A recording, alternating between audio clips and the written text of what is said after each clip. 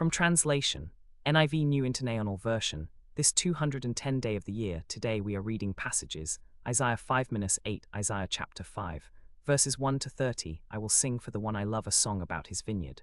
My loved one had a vineyard on a fertile hillside. He dug it up and cleared it of stones, and planted it with the choicest vines. He built a watchtower in it and cut out a winepress as well. Then he looked for a crop of good grapes, but it yielded only bad fruit. Now you dwellers in Jerusalem and people of Judah, judge between me and my vineyard. What more could have been done for my vineyard than I have done for it? When I looked for good grapes, why did it yield only bad? Now I will tell you what I am going to do to my vineyard. I will take away its hedge, and it will be destroyed. I will break down its wall, and it will be trampled. I will make it a wasteland, neither pruned nor cultivated, and briars and thorns will grow there. I will command the clouds not to rain on it. The vineyard of the Lord Almighty is the nation of Israel, and the people of Judah are the vines he delighted in. And he looked for justice, but saw bloodshed. For righteousness, but heard cries of distress. Woe to you who add house to house and join field to field, till no space is left, and you live alone in the land. The Lord Almighty has declared in my hearing, surely the great houses will become desolate, the fine mansions left without occupants. A 10-acre vineyard will produce only a bath of wine. A homer of seed will yield only an ephah of grain. Woe to those who rise early in the morning to run after their drinks, who stay up late at night till they are inflamed with wine. They have harps and lyres at their banquets, tambourines and flutes and wine, but they have no regard for the deeds of the Lord, no respect for the work of his hands. Therefore my people will go into exile for lack of understanding. Those of high rank will die of hunger, and the common people will be parched with thirst. Therefore death expands its jaws, opening wide its mouth. Into it will descend their nobles and masses with all their brawlers and revelers. So people will be brought low and everyone humbled, the eyes of the arrogant humbled. But the Lord Almighty will be exalted by his justice, and the holy God will be proved holy by his righteous acts. Then sheep will graze as in their own pasture, lambs will feed among the ruins of the rich. Woe to those who draw sin along with cords of deceit, and wickedness as with cart ropes to those who say, let God hurry, let him hasten his work so we may see it. The plan of the Holy One of Israel, let it approach, let it come into view so we may know it. Woe to those who call evil good and good evil, who put darkness for light and light for darkness, who put bitter for sweet and sweet for bitter. Woe to those who are wise in their own eyes and clever in their own sight. Woe to those who are heroes at drinking wine and champions at mixing drinks, who acquit the guilty for a bribe, but deny justice to the innocent. Therefore, as tongues of fire lick up straw and as dry grass sinks down in the flames, so their roots will decay and their flowers blow away like dust. For they have rejected the law of the Lord Almighty, and spurned the word of the Holy One of Israel. Therefore the Lord's anger burns against his people, his hand is raised and he strikes them down. The mountains shake, and the dead bodies are like refuse in the streets. Yet for all this his anger is not turned away, his hand is still upraised. He lifts up a banner for the distant nations, he whistles for those at the ends of the earth. Here they come, swiftly and speedily. Not one of them grows tired or stumbles, not one slumbers or sleeps, not a belt is loosened at the waist, not a sandal strap is broken. Their arrows are sharp, all their bows are strung. Their horses' hooves seem like flint, their chariot wheels like a whirlwind. Their roar is like that of the lion, they roar like young lions. They growl as they seize their prey, and carry it off with no one to rescue. In that day they will roar over it like the roaring of the sea, and if one looks at the land, there is only darkness and distress. Even the sun will be darkened by clouds. Isaiah chapter 6, verses 1 to 13. In the year that King Uzziah died, I saw the Lord, high and exalted, seated on a throne. And the train of his robe filled the temple. Above him were seraphim, each with 6 wings. With 2 wings they covered their faces, with 2 they covered their feet, and with 2 they were flying. And they were calling to one another, Holy, holy, holy is the Lord Almighty. The whole earth is full of his glory. At the sound of their voices, the doorposts and thresholds shook, and the temple was filled with smoke. Woe to me, I cried, I am ruined. For I am a man of unclean lips, and I live among a people of unclean lips, and my eyes have seen the King, the Lord Almighty. Then one of the seraphim flew to me with a live coal in his hand, which he had taken with tongs from the altar. With it he touched my mouth and said, See, this has touched your lips. Your guilt is taken away and your sin atoned for. Then I heard the voice of the Lord saying, Whom shall I send, and who will go for us? And I said, Here am I, send me. He said, Go and tell this people.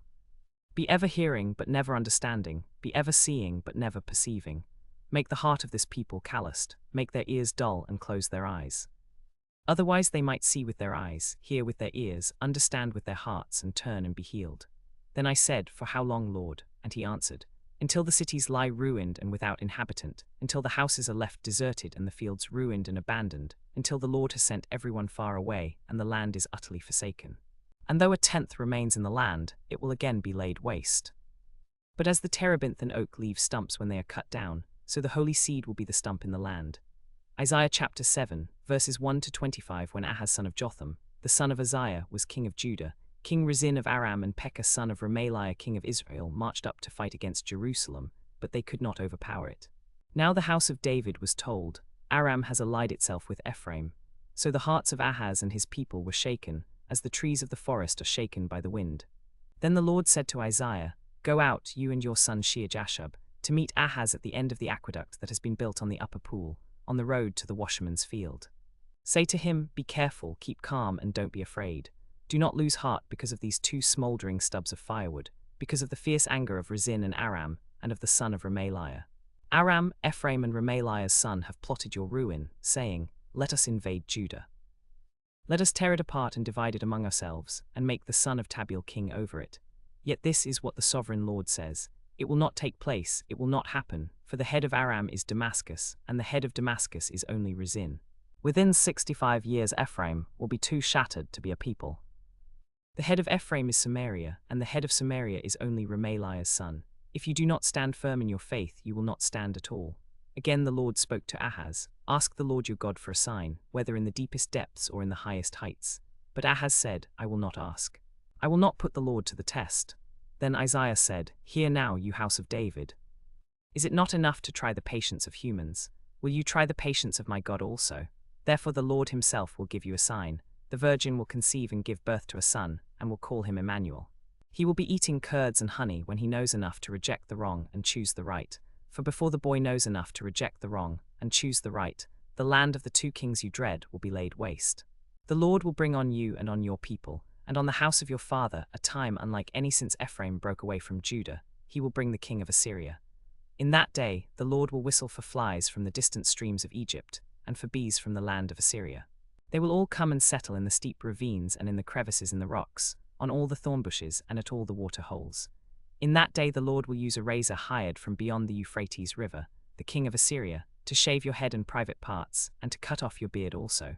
In that day a person will keep alive a young cow and 2 goats. And because of the abundance of the milk they give, there will be curds to eat. All who remain in the land will eat curds and honey. In that day, in every place where there were 1,000 vines worth 1,000 silver shekels, there will be only briars and thorns. Hunters will go there with bow and arrow, for the land will be covered with briars and thorns.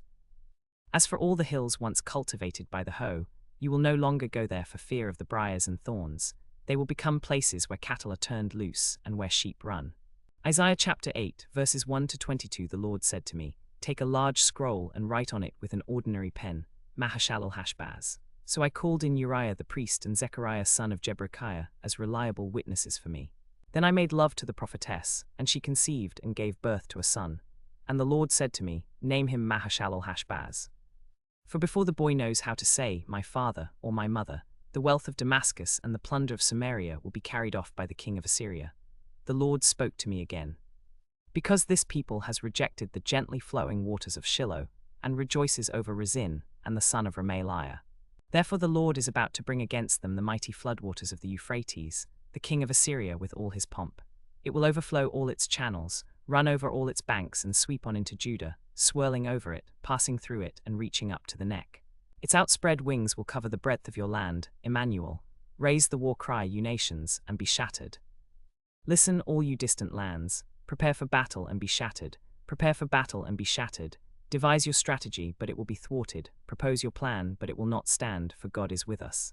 This is what the Lord says to me with his strong hand upon me, warning me not to follow the way of this people. Do not call conspiracy everything this people calls a conspiracy. Do not fear what they fear, and do not dread it. The Lord Almighty is the one you are to regard as holy. He is the one you are to fear. He is the one you are to dread. He will be a holy place. For both Israel and Judah he will be a stone that causes people to stumble, and a rock that makes them fall. And for the people of Jerusalem he will be a trap and a snare. Many of them will stumble. They will fall and be broken, they will be snared and captured. Bind up this testimony of warning and seal up God's instruction among my disciples. I will wait for the Lord, who is hiding his face from the descendants of Jacob. I will put my trust in him. Here am I and the children the Lord has given me. We are signs and symbols in Israel from the Lord Almighty, who dwells on Mount Zion. When someone tells you to consult mediums and spiritists, who whisper and mutter, should not a people inquire of their God? Why consult the dead on behalf of the living? Consult God's instruction and the testimony of warning. If anyone does not speak according to this word, they have no light of dawn. Distressed and hungry, they will roam through the land. When they are famished, they will become enraged and looking upward, will curse their king and their God. Then they will look toward the earth and see only distress and darkness and utter gloom, and they will be thrust into utter darkness.